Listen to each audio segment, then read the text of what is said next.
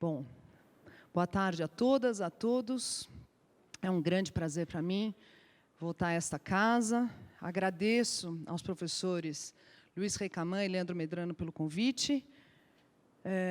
Dizer para vocês que, para mim, enfim, é um prazer poder debater essa questão do espaço socialmente produzido com, enfim, nessa casa, com colegas da arquitetura e do urbanismo. A proposta, considerando enfim, no fundo, a proposta da mesa redonda, é fazer uma exposição aqui em 3 partes, dado o tempo, inclusive, né? Uma exposição que, de alguma forma, se concentra numa dimensão que, para conversar aqui, como eu quero, com arquitetos e urbanistas, eu acho que, por falar em ideologia, né, na ideologia presente na disciplina, eu gostaria de chamar a atenção justamente para uma dimensão da fala do professor Recamã, que é a questão dos usos, né? Aliás, a maneira como usos do espaço urbano, e em particular dos espaços públicos, aparecem na arquitetura e no urbanismo. Eu gostaria aqui de propor que, na verdade, existe uma ideologia por trás da maneira como a arquitetura e o urbanismo, muitas vezes, claro que, em particular, a arquitetura moderna, trabalha os usos. Talvez, assim, digamos assim, o que se esconde por trás dessa maneira de pensar na arquitetura e no urbanismo, os usos dos espaços públicos, seja a velha máxima de Louis Sullivan, em 1896, de que a forma segue ou obedece à função.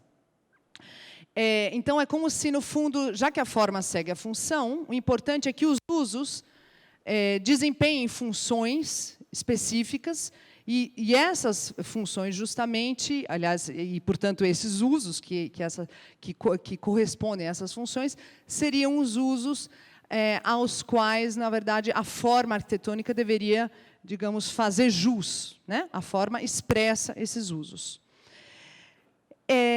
Essa, a meu ver, quando eu falo aqui ou penso numa longa duração dessa concepção sobre os usos do espaço urbano, eu gostaria justamente, quer dizer, a minha proposta, no fundo, é problematizar isso, né, com a ajuda, evidentemente, de um olhar, que é o meu, que é o das ciências sociais, quer dizer, da antropologia e da sociologia, da vida cotidiana, da cidade e do espaço.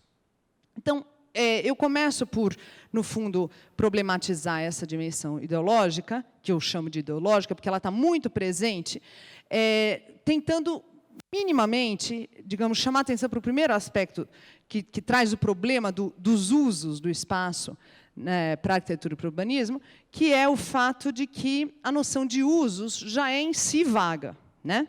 Mas, no fundo, parece que todo mundo se entende quando a gente fala a gente quer entender melhor como são usados os espaços públicos, e mesmo para projetar, né? Mesmo se a gente pense como arquiteto urbanista, quer dizer, tem aí uma concepção quase que pouco problematizada, em particular nos estudos urbanos do Brasil, sobre, afinal de contas, do que a gente está falando quando a gente fala de usos do espaço urbano, e aqui eu estou me focando, em particular, em usos de ruas e praças, ou seja, espaços que a gente pode considerar como lugares públicos em nossas cidades. Eu vou aqui propor, né, que, para além de, quer dizer, tendo feito uma revisão bibliográfica sobre como a noção de usos da rua, usos de lugares públicos, aparece tanto na arquitetura e no urbanismo, quanto nas próprias ciências sociais no Brasil, eu cheguei à conclusão de que, mesmo que os autores muitas vezes nem falem, nem explicitem o que eles querem dizer por usos, eles, na verdade, estão sempre tratando, de alguma forma, de regras, padrões, né, de modos de se comportar fisicamente nos lugares públicos, e também formas de sociabilidade ali, ou seja, regras, padrões em como as pessoas convivem socialmente ali. Muitas vezes esses dois fenômenos sociais são embutidos naquilo que eu chamo de atividades sociais nos espaços públicos. Então, por exemplo, usos da rua ou usos dos lugares públicos são, por exemplo, o comércio ambulante, né? Ou a pregação na rua, ou a mendicância, né?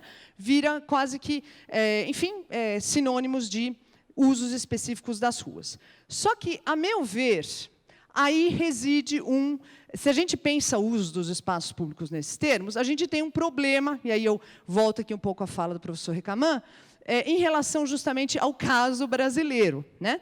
Porque os usos das nossas ruas públicas, das nossas praças públicas, eles são tudo, né, menos um uso específico que está muito fortemente presente na arquitetura e no urbanismo, no mínimo desde a arquitetura moderna, e está presente, inclusive, em Le Corbusier, etc., a ideia de que usar a rua é circular por ela, ou seja, corporalmente significa passar com regularidade fisicamente por ali, e quando você não está circulando, você dá um jeito de dar uma descansada, ou seja, deixar-se ficar fisicamente com regularidade, mas por poucos instantes nesses espaços. Ou seja, no fundo, a minha questão, o que eu chamo de desafio ideológico que eu reconheço para a arquitetura e para o urbanismo, porque a proposta é chegar na intervenção, é justamente conseguir refletir sobre o que é intervir no espaço urbano, tendo em conta que a gente tem, por exemplo, no caso do Brasil, das nossas cidades brasileiras, muito mais usos do que especificamente esse uso, digamos, tacitamente assumido como básico, que é o uso que dos lugares públicos faz o transeunte, que é a personagem que encarna essa passagem física regular pelas ruas e, quando muito, uma pausa para um respiro, em praças, e para isso existem espaços específicos, as praças e os parques, né?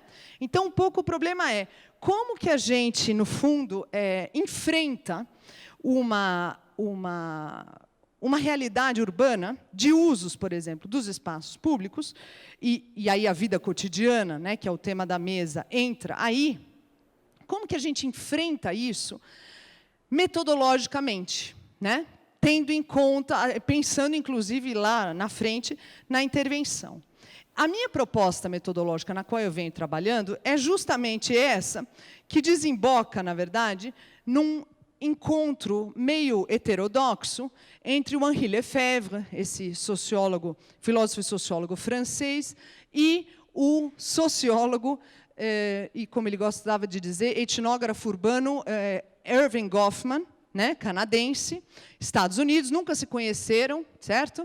Ao vivo, pelo que eu saiba, também nunca um citou o outro, evidentemente. Então, no fundo, é uma proposta um pouco, digamos, peculiar que eu estou propondo aqui, mas que justamente se baseia nessa busca por refletir sobre esses usos, né, que a gente, digamos assim, sobre essa empiria de usos que a gente tem aqui nas nossas cidades brasileiras, no caso das nossas ruas e praças, tendo em conta algumas peculiaridades que eu gostaria aqui de, digamos assim, trazer para vocês, para que a gente entenda como Goffman, aliás, como Lefebvre pode encontrar Goffman, se a gente está pensando o nosso espaço urbano no Brasil nos dias de hoje. Então, primeira coisa, né, por que Lefebvre, né? E aí eu retomo aqui alguns aspectos que o professor Recamant já trouxe, em particular, a sensibilidade de Henri Lefebvre para a dimensão também fenomenológica da produção do espaço, né? O Lefebvre trabalha com uma tríade espacial, né, a chamada tríade espacial, do espaço concebido, percebido e vivido, né? E, claro, ele não deixou uma receita de bolo de como você trabalha com essas dimensões metodologicamente para explorar o espaço urbano. Deu alguns exemplos, em particular em a produção do espaço, mas o que eu gostaria aqui de chamar a atenção é o seguinte, de que, na verdade, né, sintetizando bastante, a gente está aqui diante da importância de se considerar que o espaço é produzido também, diz o Lefebvre, por representações que arquitetos, urbanistas e tecnocratas têm racionalmente do próprio espaço, né?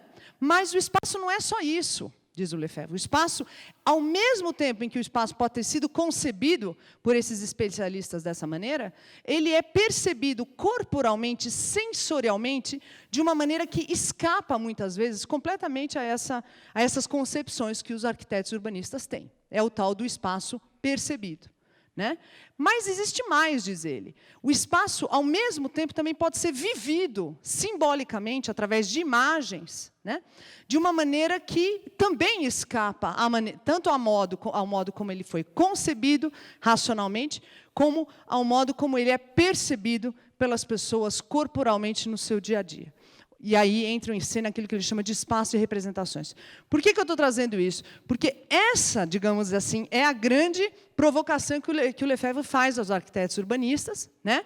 E que eu acho útil para a gente pensar justamente a nossa empiria tão peculiar, se a gente pensa nos grandes modelos, ou nos grandes pressupostos do que, enfim, imagens sobre o que sejam, imagens muitas vezes tácitas que a gente tem, do que sejam usos dos espaços públicos quando a gente projeta esses espaços públicos, né? Um segundo aspecto que eu acho importante na obra lefebvriana, do ponto de vista metodológico, é a sensibilidade do Lefebvre para aquilo que ele mesmo chama de idade, data histórica, de relações sociais, mas também elementos físicos, etc., que se apresentam em determinado campo, como ele diz, de pesquisa empírica. O que eu quero dizer com isso? Na verdade, a importância do que ele chama de método regressivo progressivo. Ou seja, o Lefebvre desenvolveu um método para conseguir datar historicamente elementos materiais e imateriais que se fazem presentes num determinado campo de pesquisa empírica, por exemplo, no nosso caso aqui, ruas e praças, espaços públicos das cidades. Por que para mim isso é muito importante no caso do Brasil? Justamente porque a gente aqui, e a gente agora está vivendo esse momento em relação a essas eleições, né? Isso, de novo, é um desses momentos em que nós percebemos que permanências estruturais muito vigorosas, estruturas muito profundas dessa sociedade, que permaneciam assim no subsolo, as placas tectônicas dessa sociedade reaparecem e, digamos, mostram a sua permanência aqui. Então, tem uma questão importante, a meu ver, que são as datas históricas dos usos dos nossos espaços públicos, que é aí talvez o caso mais clássico de quem eu, por exemplo, eu estudei muito o século XIX, enfim, o período colonial brasileiro, em relação, por exemplo, a São Paulo, uso do que a gente hoje chama de espaço público, o vigor inexorável do comércio ambulante, por exemplo, né? Que faz parte, é um uso comum das nossas ruas e praças, quer a gente queira, quer não, né? Enfim, então, essa sensibilidade do Lefebvre para o espaço, mas também para o tempo, me interessa. Só que tem um problema aí, né? Tem um problema porque é o seguinte, como você apreende essa variedade toda de datas e de percebido, vivido e concebido ao mesmo tempo, né? Empiricamente. Você tem que fazer pesquisa empírica, e aí quem está falando aqui é a cientista social, né?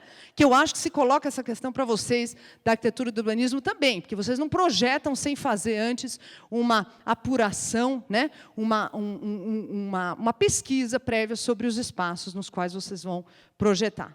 E é aí, justamente, que eu gostaria de dar como exemplo aqui a Praça da Sé, né, digamos assim, usos da Praça da Sé, né, o Cathedral Square, né, a Praça da Catedral de São Paulo, né, e aqui essa multiplicidade de usos, isso aqui são só exemplos aleatórios, né, com base na minha pesquisa empírica.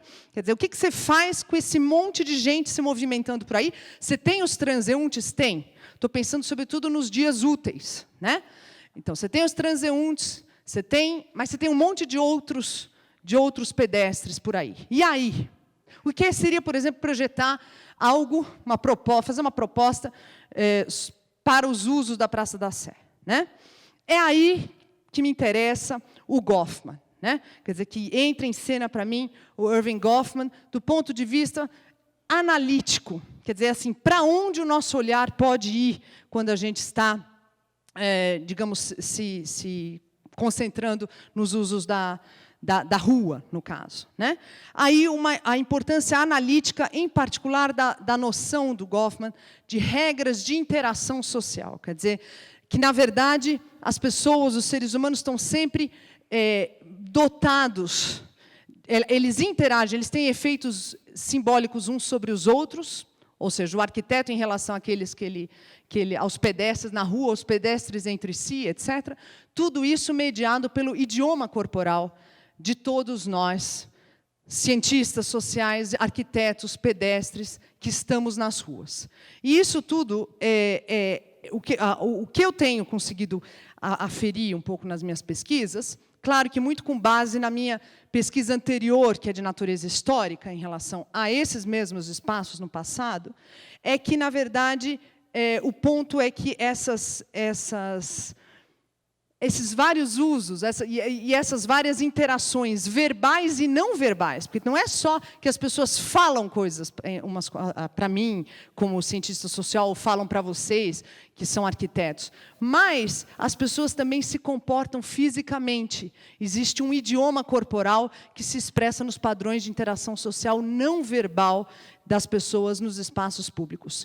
E tudo isso tem idade, tudo isso tem data histórica. Essa é a proposta aqui, é por isso que, do ponto de vista metodológico, Goffman e Lefebvre se encontram. Por mais que, na prática, o próprio Goffman tenha dito que ele, pessoalmente, tenha sempre se concentrado na dimensão situacional das regras de interação social. Ele não tinha interesse em pensar o quanto regras de interação social que as pessoas compartilhavam na vida cotidiana deviam a fatores, digamos, que não estivessem presentes nas situações de interação. Mas isso fica para uma outra circunstância. Eu quero só meio que ir fechando, né, dando um mini exemplo aqui de como seria pensar o concebido, o vivido, o percebido e o vivido nessa ordem, em termos das datas históricas, em relação à Praça da Sé, muito sinteticamente, né? Se a gente for pensar na Praça da Sé tal como ela existe hoje no centro da cidade, essa foto é de um arquiteto, colega meu, amigo meu aqui dessa casa, o Fábio Maris, né? Então, nesse caso, quer dizer, do jeito que essa praça está planejada, a data histórica é muito específica, anos 70, final dos anos 60, início dos anos 70, assim que ela foi concebida, etc., etc., né? Ao mesmo tempo, mas se a gente for olhar para a maneira como esses corpos, sobretudo aqueles que não transitam, que não são transeuntes, por isso que eu chamo de não transeuntes, como eles percebem e vivenciam corporalmente, sensorialmente a praça, pelo menos no horário comercial, enquanto muitos outros transitam por ali como transeuntes, a data é uma data que a gente é o século XIX, eu diria, sendo bem chocante, né? Por mais que a gente esteja em pleno século XXI. Mas isso, justamente, se a gente for pensar em regras de uso, digamos, corporal desse espaço, do ponto de vista, justamente, dos padrões de interação social não verbal. E se a gente for pensar, e aí eu dou um exemplo de uma regra que aparece nas fontes do século XIX, reaparece em fotografias de rua e tal, que é essa regra de expansão, que eu chamo de expansão física de partes do corpo humano e ou de objetos pessoais na superfície material do lugar público. Essa coisa de se largar no espaço físico, né? Que é uma coisa que provavelmente os europeus aqui estão menos acostumados a ver, né? E aqui no Brasil, e aqui na Praça da Sé em particular, isso me aparece com vigor muito grande em pleno século XXI, e é uma regra que eu encontro lá atrás. Claro que eu não estou aqui falando que nada mudou, mas eu estou aqui chamando a atenção para a historicidade das regras de conduta corporal, né? Tudo isso coexiste, por fim, com imagens da Praça da Sé, no caso, que, conversando com essas pessoas que permanecem ali, moradores de rua, pregadores pentecostais, camelôs, sapateiros, engraxates, etc., um certo consenso entre essas pessoas de que eles estão ali, de que aquilo ali é o imã da cidade de São Paulo, a Praça da Sé é o coração da cidade, essa representação é muito vigorosa, e quando a gente busca essa representação em fontes históricas, pasmem, a gente chega aos anos 50 do século XX, é justamente a década do quarto centenário, em que, no âmbito realmente da inauguração da nova catedral, essa ideia da rua, da Praça da Sé como coração, como o imã mesmo da cidade, aparece com muito vigor. Resumo, e agora eu fecho, né? No fundo, o que eu quero dizer? Que a gente está diante de usos dos lugares públicos que têm datas muito variadas e que convivem hoje. E que talvez justamente por essa convivência múltipla de tempos no espaço, é que a gente esteja diante de padrões de uso do espaço, de regras, que são muito antigas e que se fazem presentes e impedem que a gente simplesmente pense a Praça da Sé para o pedestre transeunte, né? Fechando mesmo, no fundo, eu gostaria de chamar a atenção para duas, né, duas conclusões, duas observações para vocês, para um público de arquitetos urbanistas. Eu acredito que existe um desafio a mais para a crítica arquitetônica nos tempos que correm, que é levar a sério, conceitual e projetualmente, a vida cotidiana da cidade que temos para construir a cidade que queremos a partir disso.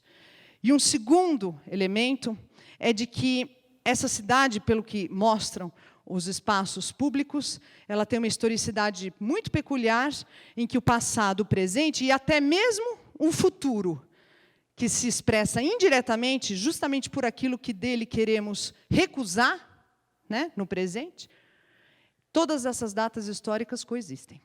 É isso. Obrigada.